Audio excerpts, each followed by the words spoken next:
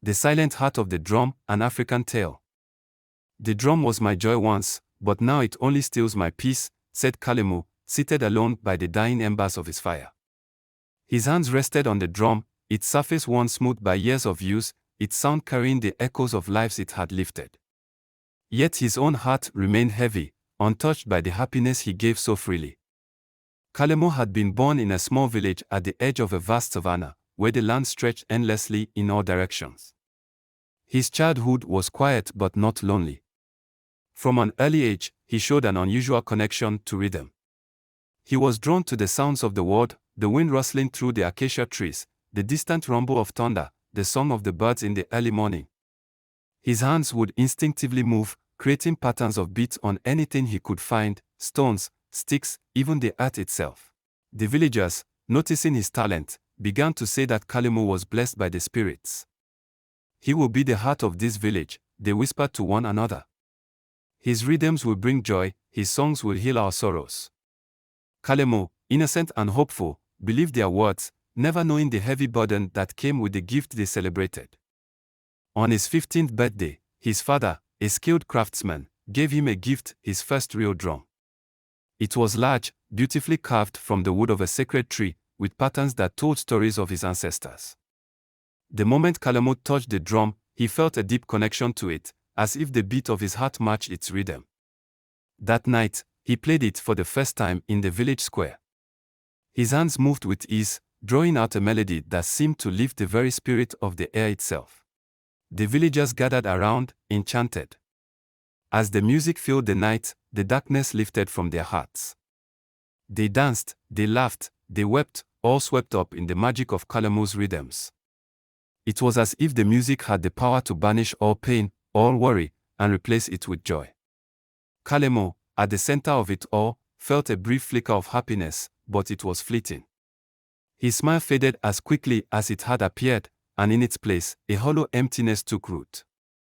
From that moment on, Kalamu became the soul of every celebration, the answer to every sorrow. When a child fell ill, Kalamu's music soothed them. When the harvest was poor and the villagers despaired, his rhythms brought them hope. But as the years went by, a quiet sadness grew within him. With every beat of the drum, he felt himself slipping further from joy, unable to find the happiness he gave to others. One evening, after a particularly long festival, Kalamu went to his father, seeking solace. "Why do I feel so empty?" he asked. "Why does my music bring joy to others, but not to me?" His father looked at him with a heavy gaze, his face weary from years of hard work. "Kalamu, my son," he said quietly, "the drum you carry is no ordinary drum. It was made for you by the spirits, but it comes with a price. It will bring happiness to others, but never to you. You will be the source of joy for many, but you will never feel it yourself. That is the gift you must bear." At first, Kalamu did not believe his father. He thought that with time, things would change. He played more, traveled to other villages, and became known as a master of his craft. But no matter how much joy he brought to others, it did nothing to ease the hollow ache in his chest. The villagers adored him, his name spread far and wide, and people came from all corners to hear his music. Yet, with each performance, Kalamu felt himself slipping further into darkness. One day, in a distant town, Kalamu met Lela. She was different from the others. While the people in his life only seemed to appreciate him for his music, Lela saw him, not the drummer, but the man beneath. She laughed easily, her spirit a refreshing wind on his soul. For the first time in years, Kalamu found a spark of joy. She did not ask him to play for her, nor did she demand anything from him. She simply was, and for a fleeting moment, Kalamu allowed himself to believe that perhaps his heart could heal.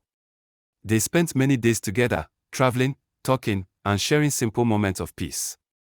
Lela, understanding the burden Kalamu carried, spoke to him often, her words soothing and wise. "Let me share your burden," she said one evening as they sat by a fire. "I will help you bear it. We can face this together." For a short while, Kalamu felt alive again. With Lela by his side, he found a renewed sense of purpose. He played his drum, and she sang beside him, her voice a perfect harmony to his rhythms. The people who heard them perform were filled with joy, and Kalamu began to feel a faint stirring of happiness within himself. Maybe, just maybe, he thought he could escape his curse. But the spirits who had given him his gift were unforgiving. Lela's vitality began to fade, slowly at first, then faster with each passing day. Kalamu begged her to stop traveling with him, to rest, but she insisted. "Your music is too important," she said. "The world needs it, and I will stand beside you." But the cost was too great. One night, after a particularly exhausting performance, Lela collapsed. Kalamu rushed her to the healer, but it was too late. "Your gift has claimed her," the healer said softly. "Her love for you could not shield her from the weight you bear." Devastated, Kalamu buried Lela beneath a great acacia tree, the tears he shed falling like rain onto the earth. He swore that he would never play again, that he would let the drum gather dust, as it had gathered his heart. But the world would not let him rest. In the months that followed, Kalamu wandered aimlessly, haunted by the laughter and joy he had given to others, but never received in return. Without his music, his life felt like a shadow. Villages called for him, begging him to play, but he could not bring himself to do it. Yet, one evening, he found himself in a village ravaged by drought. The people were weak, their faces gaunt from hunger, their children silent with thirst. A woman approached him, her eyes filled with desperation. "Please," she begged, "we need your music. Our hearts are empty. Play for us, just once." Kalamu looked at her, the weight of his past pressing down on him. He wanted to refuse. He wanted to tell her that he was done, that the drum had taken everything from him. But something inside him stirred. With a heavy heart, he sat down in the center of the village, and as his hands moved over the drum, the rhythms that flowed from him were different than before. They were filled with the sorrow of his soul, yet also with the aching beauty of his love for those who needed him. As the music filled the air, the villagers began to smile, their bodies lifting from the earth as if the very sound of the drum revived them. When the music stopped, the villagers surrounded him, thanking him for the joy he had brought into their lives. But Kalamu sat alone by his fire, tears streaming down his face. He looked at the drum and whispered, "Why do you take from me to give to others?" That night, Kalamu dreamed of Lela. She stood before him, her face radiant, her eyes filled with love. "Your gift was never meant to make you happy," she said, her voice soft and full of understanding. "It is a light for those in darkness, a balm for those in pain. Your joy lies not in keeping it, but in giving it." When Kalamu awoke, he understood. His life would never be easy, his heart would never be full, but he had been given a purpose greater than his own happiness. He had been chosen to bring light into the darkness of others' lives, even if it meant sacrificing his own joy. He picked up his drum, its surface still warm from the fire, and began to play, not for himself, but for the world. His story was passed on for generations, teaching everyone that some gifts are not meant for the bearer's joy, but for the healing and happiness of others. True purpose often comes with sacrifice, and the greatest lights are those that shine for others, even as they burn themselves away. Kalamu's life teaches us that happiness is not always found in what we keep for ourselves, but in what we give to others.